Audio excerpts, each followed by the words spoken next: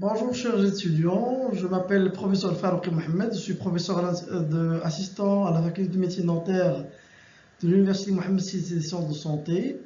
Je suis ravi de vous retrouver à travers ce nouveau cours pour intituler la cavité buccale.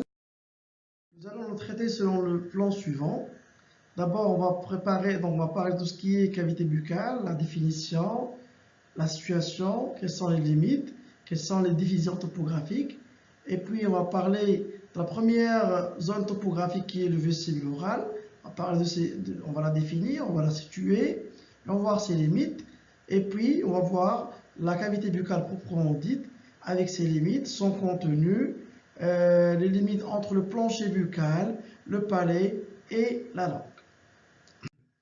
D'abord, pour la cavité buccale, il forme la première partie du tube digestif. Sa forme, elle est grossièrement, elle est ovalaire et il possède deux orifices. L'orifice externe, c'est l'orifice oral et l'orifice interne, c'est l'orifice qui va vers l'oropharynx, c'est donc l'isthme de Gauzier. Il englobe de nombreuses structures. Il est situé dans la région céphalique. Il est au-dessous des fosses nasales et des maxillaires et il communique en avant avec le milieu extérieur par l'orifice oral et en arrière avec le pharynx par l'isthme du Gauzier.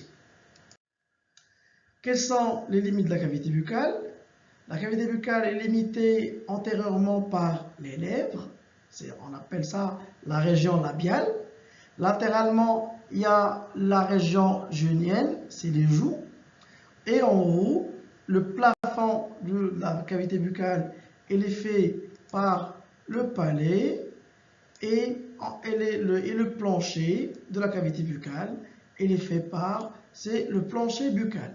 C'est la base, donc ce qui contient la base de la langue. Et en arrière, c'est cette zone-là qui s'appelle l'isthme du Gauzier ou la région tonsillaire. Sur le plan topographique, on divise la cavité buccale en deux régions, en deux parties, par l'interposition des arcades alvéolo-dentaires. Donc, l'arcade alvéolo-dentaire, elle vient limiter deux régions topographiques. L'une antérieure, c'est la région du vestibule oral, et l'autre postérieure, c'est la région de la cavité buccale proprement dite. Donc, nous allons voir d'abord la première partie, la première zone topographique, c'est le vestibule oral. C'est un espace virtuel. Il est en forme de fer à cheval. Il est situé en avant, il y a les lèvres, latéralement, les joues, et derrière, il y a quoi? Il y a les arcades alvéolo-dentaires.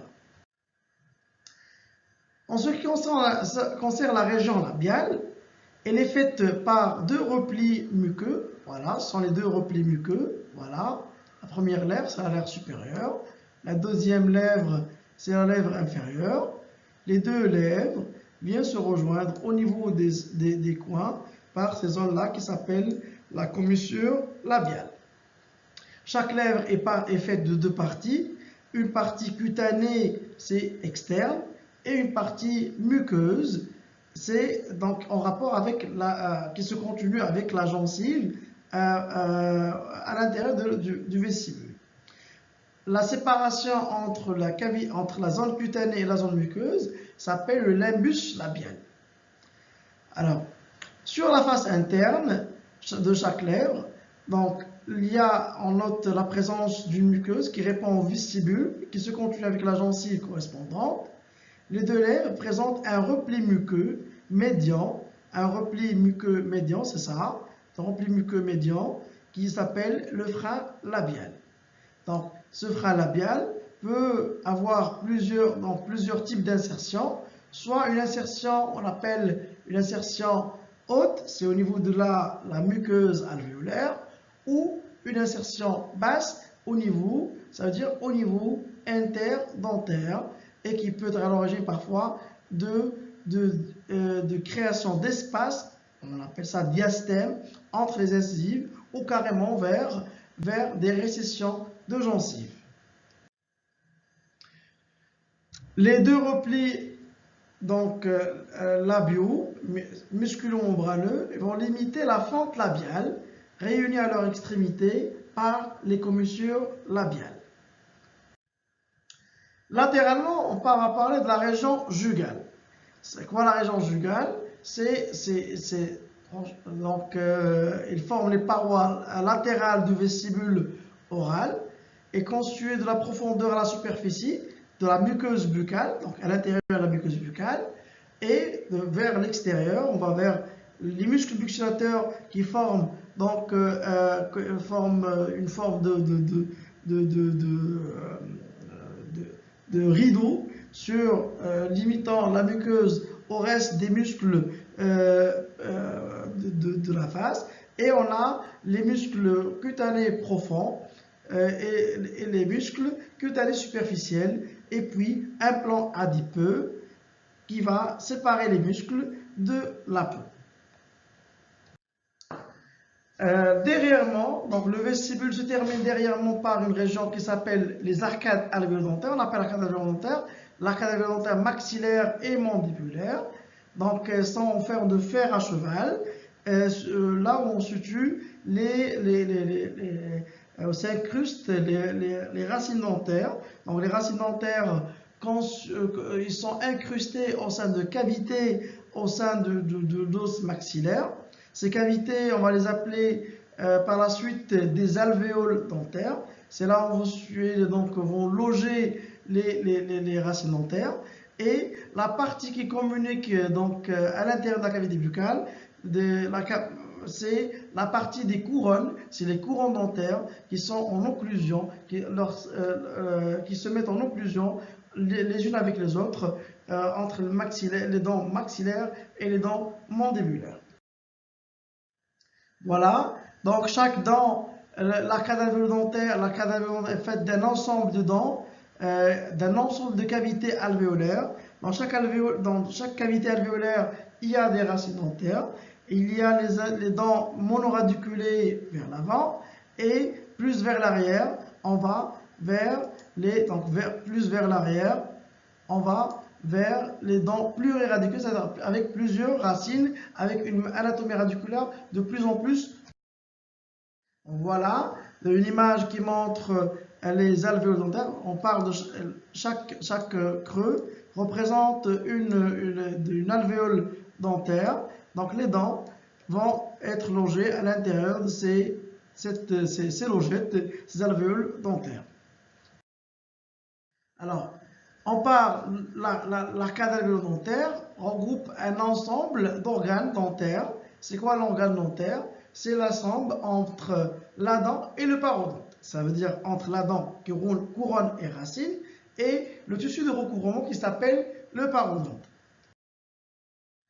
Les dents assurent les fonctions essentielles de mastication des aliments, la préparation du bol alimentaire, et vont contribuer à l'esthétique du visage par l'exposition au sourire, et vont participer à la phonation, donc vers l'élocution de différentes lettres, c'est grâce aux dents, grâce au sifflement, donc passage de l'air entre les joues et entre les dents et lèvres pour donner les différentes ondes sonores.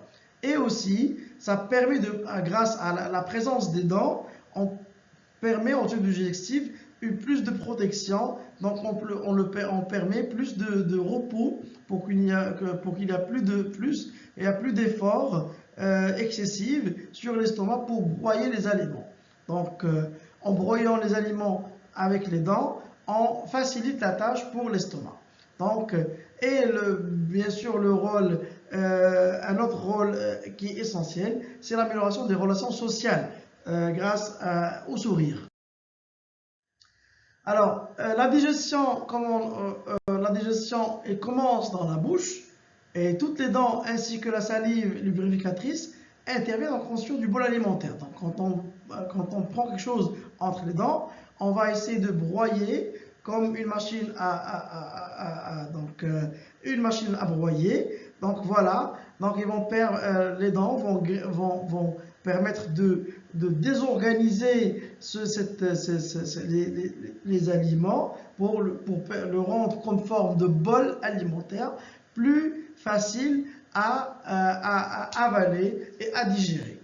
Donc, la langue permet, grâce à ces différents muscles, donc les muscles, la langue est un ensemble de muscles, elle va permettre de guider les aliments sur les phases triturantes, c'est-à-dire les phases occlusales des dents, et participe à la fois à la digestion. Donc, une fois le bol alimentaire est préparé, il sera ramené par la langue derrière pour qu'il sera rejeté au niveau de l'oropharynx et puis au niveau de l'œsophage pour passer vers l'estomac et la suite de la digestion. Voilà, donc on parle de deux phénomènes, on parle de la denture et la dentition. La denture, c'est un état statique, transversal. On parle c'est l'état des lieux de la dentition à un moment donné. Ça veut dire quelles sont les dents existantes en bouche à un moment donné chez un individu X. Donc voilà, ça désigne l'ensemble des dents issues d'une même lame dentaire. Alors que pour la dentition, c'est un phénomène, c'est un phénomène progressif, c'est l'ensemble des phénomènes qui permettent l'évolution des arcades. Ça veut dire l'évolution à partir des dentitions temporaires vers la dentition mixte à la dentition adulte. Voilà. Et comme tous les mammifères, l'homme présente deux dentitions successives. On appelle l'homme comme un diphyodonte. Ça veut dire qu'il présente deux dentures. Une denture temporaire, une denture mixte et une denture adulte, permanente. Alors pour les dents, on distingue quatre catégories de dents. Il y a les incisives, la classe des incisives, voilà. Donc la classe des incisives, on note quatre incisives. Donc chez l'adulte, l'adolescent et l'adulte, 4 incisives maxillaires, 4 incisives mandibulaires et 2 canines, donc par arcade, les canine maxillaire droite, canine maxillaire gauche, et la même chose pour les canines mandibulaires. Donc la différence entre canine et incisive, c'est donc la grande différence c'est au niveau de la fonction. Les incisives servent à l'incision, à couper verticalement, alors que la canine présente une forme triangulaire, on appelle ça des cuspides, donc ils vont servir à déchirer dans le sens horizontal. D'accord? Et puis la troisième classe, c'est les prémolaires. Donc les prémolaires n'existent que chez les adultes. Il n'y a pas de prémolaires chez le nouveau-né ou chez l'enfant de moins de 6 ans. Donc on n'a pas de prémolaires. Prémolaires sont les particularités de l'adolescent et de l'adulte. Et puis vient les molaires, la classe des molaires. Alors là sont les classes des pluriradiculaires avec plusieurs racines et une anatomie radiculaire de plus en plus complexe. La denture permanente, successionnelle, définitive ou permanente, et comprend 32 dents, soit sur chaque hémiarcade 2 incisives, une canine, une prémolaire.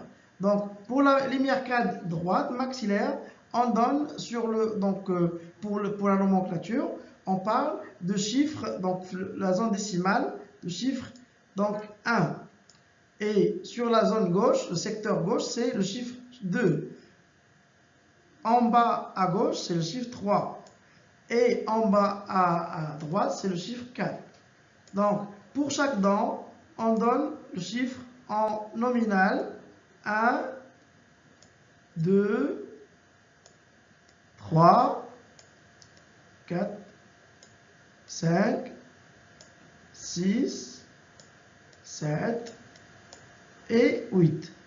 Donc, chaque hémiarcade présente 8 dents, de l'incisive à la molaire, à la troisième molaire. Et donc, pour nommer par exemple la première incisive, il suffit de rajouter à la zone de dizaine une zone d'initiale. Par exemple, la première incisive, on met chiffre 1. La deuxième, on laisse, donc pour la deuxième, par exemple, on met chiffre 2. C'est donc la 12. Pour la canine, on enlève ça, et on met à la place 3. Et voilà, on a la canine maxillaire droite, qui s'appelle la 13. La même chose de l'autre maxillaire, c'est la 30, c'est la 23, par exemple. Voilà, donc c'est comme ça comment on peut nommer les dents selon la nomenclature à l'international. D'accord? Donc on a de la 11 à la 48. Pour les dents temporaires, on parle de la denture temporaire ou primaire, et dit aussi décisuale ou lactéale. Elle est faite de 20 dents, soit sur chaque arcade et mi-arcade. Il y a deux incisives.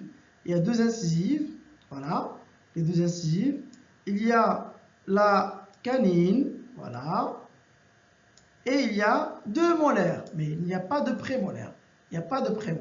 Très bien. Pour la nomenclature, c'est la même chose, sauf ici, on fait une division sur 4 toujours. Donc, on met ici, au lieu de 1, on met 5. Au lieu de 2, on met 6. Au lieu de 3, on met 7. Au lieu de 4, on met 8. Et la même chose pour ici, donc on met le chiffre 1, 2, 3, 4 et 5. Donc, pour nommer la deuxième molaire maxillaire droite, on met ça. Donc, c'est la 55. La deuxième, la canine mandibulaire, donc c'est la 73 du côté gauche. Voilà, c'est comme ça qu'on peut dessiner et nommer les dents. Pour l'âge d'éruption des incisives, comme chez le nourrisson, ça commence de 6 à 8 mois et on a une dentition temporaire stable vers 20 à 30 mois. Ça veut dire à partir de 20 à 30 mois, ça veut dire 2 ans et demi. 2 ans et demi, on a un bébé avec 20 dents. Ces 20 dents vont rester avec ce jeune bébé, donc qui est à un stade d'enfance, jusqu'à l'âge de 6 ans, stable de 30 mois à l'âge de 6 ans. C'est à ce moment-là, donc le changement, c'est le passage vers la dentition, vers la denture permanente, en passant par la denture mixte. Maintenant, après avoir vu donc la cavité buccale, le vestibule oral, les limites du vestibule oral et l'arcade alvéolo-dentaire, on va passer plus vers l'intérieur, c'est vers la cavité buccale proprement dite. Quelles sont les limites de la cavité buccale? En haut, il y a le palais. Donc en haut, il y a cette zone qui s'appelle le palais. En bas, il y a la zone du plancher. D'accord? En avant, il y a les arcades alvéolo-dentaires. Et en arrière, il y a l'isthme de Gauzier. Ok? Pour le plancher buccal, il est fait par un ensemble de muscles et du tissu musculo-aponévrotique qui constitue la base de la cavité buccale. C'est une liaison, ce sont des muscles qui vont servir de liaison entre l'os mandibulaire et l'os hyoïde en bas, et aussi entre l'apophyse styloïde, l'apophyse styloïde derrière donc, les oreilles, pour passer une continuité avec par le muscle digastrique, comme ça, le muscle digastrique. Donc, le plancher buccal, c'est une région impaire et médiane en forme de fer à cheval, et dite région sublinguale, un ensemble des parties molles qui forment en bas la cavité orale, entre l'arc mandibulaire en avant, l'os hyoïde en arrière et l'espace celluleux allongé d'avant en arrière entre le menton et l'os hyoïde. Il est divisé en deux creux sublinguaux par une cloison médiane et sagittale. Médiane et sagittale, il y a deux creux. Un creux ici, un creux là, donc droite et gauche, ça veut dire divisé par le muscle génio-hyoïdien. Quels sont les contenants du plancher buccal? Donc, au niveau du plancher buccal, on trouve la glande sublinguale, c'est une glande salivaire responsable de la production de la salive nécessaire pour la lubrification de bol alimentaire. Cette glande communique avec la zone, donc c'est une glande interne qui communique avec la cavité buccale par un canal qui s'appelle le canal de Vartan. Il y a aussi des composantes nerveuses. Il y a le nerf lingual, le nerf hypoglosse, le nerf lingual qui chemine entre la muqueuse et la table osseuse interne de l'arcade mandibulaire. Donc c'est la division, le nerf lingual, division de l'artère du nerf du 5-3, et le nerf hypoglosse et l'artère sublinguale, veine sublinguale lymphatique, et le système de drainage lymphatique.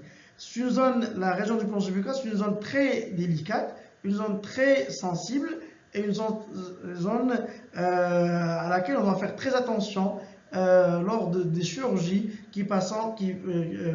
avec la face interne de l'arcade alimentaire et la langue. Donc il faut faire très attention parce que c'est une zone très sensible sur le plan vasculo-nerveux et qui peuvent avoir des complications fatales. Alors, pour le palais, c'est le plafond de la cavité buccale.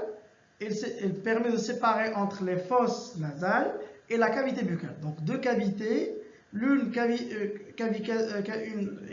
cavité masticatrice, c'est la cavité orale, et une de respiration, c'est la muqueuse, c'est la cavité, les fosses nasales. Donc, ce palais-là, il est fait par la région faite de deux zones, une zone osseuse et une zone muqueuse. La zone osseuse, elle est constituée sur les 2/3 antérieurs par l'apophyse horizontale de l'os maxillaire, c'est-à-dire qui se continue latéralement par l'arcade alvéolo-dentaire, antérieurement et latéralement par l'arcade alvéolo-dentaire. Donc c'est la première partie, les 2/3 antérieurs la voûte palatine, c'est le palais osseux, il est constitué par une zone du maxillaire. Et se continue derrière, donc le dernier tiers, le 1/3 postérieur, elle est fait par la lame horizontale de l'os palatin. Donc les deux os palatins vont former une petite barrière, une plafonnière, donc pour participer à la séparation entre la cavité buccale et la cavité. Voilà. Donc c'est la partie, les 2/3 qui sont constitués par l'arcade, par l'os maxillaire. Voilà. Donc l'os maxillaire et la continuité avec l'os palatin derrière, donc continuité pour former la continuité qui forme le palais.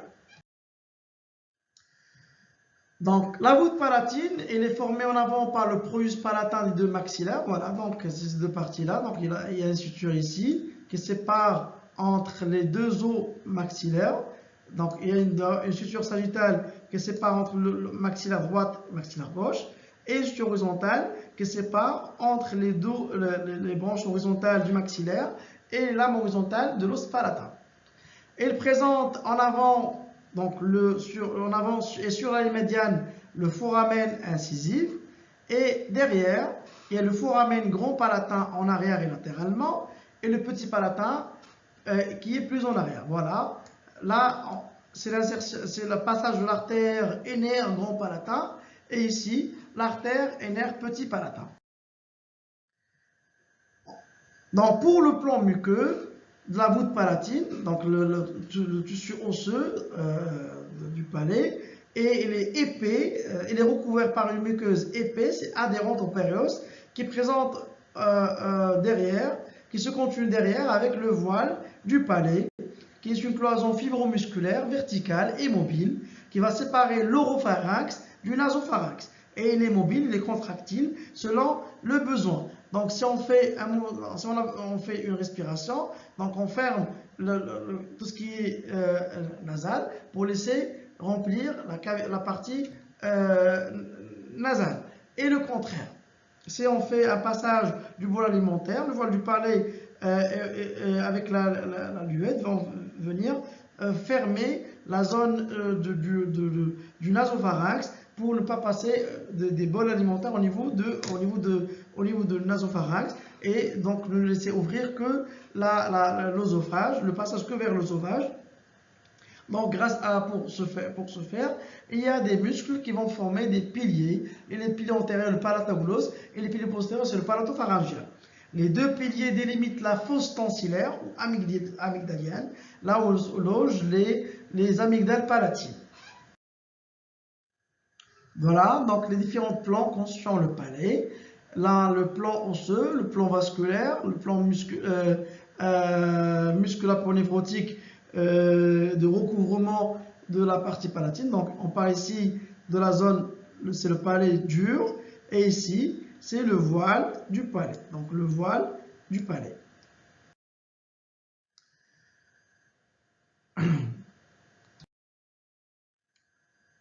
Et après avoir vu donc le plancher buccal et le palais, bien maintenant on va voir le contenant le plus important au niveau de la cavité buccale, c'est la langue. Normalement vous allez le voir en long et en large durant la deuxième année avec le cours d'anatomie. On va vous donner juste un bref aperçu. C'est un organe musculaire et muqueux qui occupe la plus grande partie de la cavité buccale. Quels sont les rôles? Bien sûr, c'est le rôle du goût. Il intervient aussi dans la mastication, en lubrifiant le bol alimentaire, et aussi par la dégustation et la phonation. Donc, c'est un organe très noble, très intéressant, la langue.